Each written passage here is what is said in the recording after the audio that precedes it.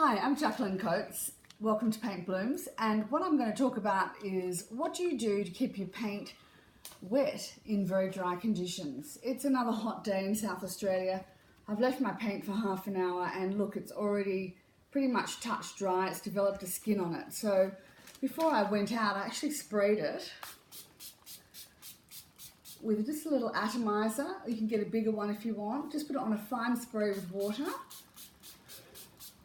If you're going to go out and leave it for any period of time, do that with good old soap and then put another lid on it, and if you like, put it in the fridge. It will keep for some time in the fridge.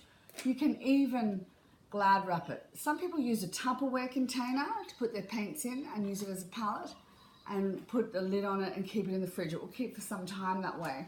So that's a great way to keep it wet whilst you're taking a break. I'm going to show you how to make a wet palette. Now you just need something nice and light so it's easy to hold while you're painting. This is an aluminium baking tray. You get them in packets of 4. Put a couple of sheets of the paper towel, just regular household paper towel in there. I'm going to put three sheets like that. If you want to come a bit closer, I'll show you. And I'm going to put some water. So I need enough that the whole sheet is going to be wet, but it's not a lake. Okay, that's been almost enough. I need a tiny bit more there. All right, that's perfect. There's no runoff. Oh, yes, there is a bit of runoff. Whoops. But it's lovely and sodden and wet. Now what we're going to do is take a sheet of tissue or baking paper. Now my tissue paper isn't so fine that it's going to fall apart. I've actually taken this from some packaging of something that I had bought. So you can see, if you come close, you can see that it's actually picking up the moisture through the paper. And that's perfect. You can also use baking paper, but don't use a really modern one that is impervious to moisture. You want something that's going to let the moisture come through, but it's not going to disintegrate on you. So there we go. I'll just trim it. You can actually buy wet palettes, but you actually don't need to spend that sort of money. You don't need to spend good money on it. You can do it yourself. And it works just as well.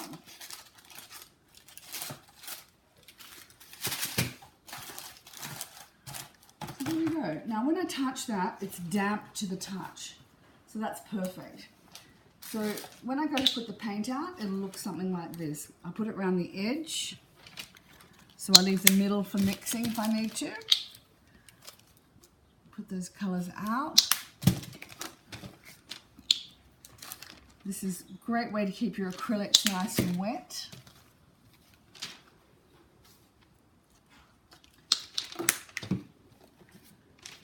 If you're using a baking paper, this would usually be pretty much close to a white colour, but I've just used what I've got available, and that's working really nicely. That water's coming through, but it's staying subterranean to this.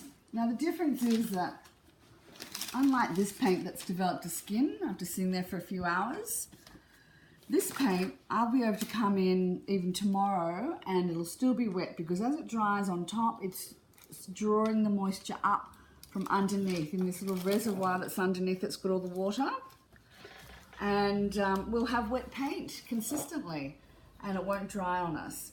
So that's how we do a wet palette. Now on the canvas itself, what I recommend you do is to make a mixture of, you can do this in a jar or wherever you like. Just do something which is about 1/5 of the medium that you're using to 4/5 of, or something like that, of water. And it doesn't have to be exact, you just want a little bit of medium in it. Okay, now I've got something that has got a little bit of binder in it, but it's mostly water. If you wet your surface of your canvas like that, not so it's dripping, but just so it's moist all over, and then you can paint into that, and it means that you're not starting with a dry Gobi Desert style surface. You've actually got something that's got some moisture and it's plumped up. before you even add your paint. So your paint's going to glide on a lot more smoothly. And when you do use your paint, you're obviously going to use this, which is separate to this mixture, and that you have it on your plate. And it's lubricating your brush. So keeping everything moist and lubricated at all times. So there's a few tips just to review. Put a lid on your paint. Use a sprayer every now and again. You can even use it on yourself.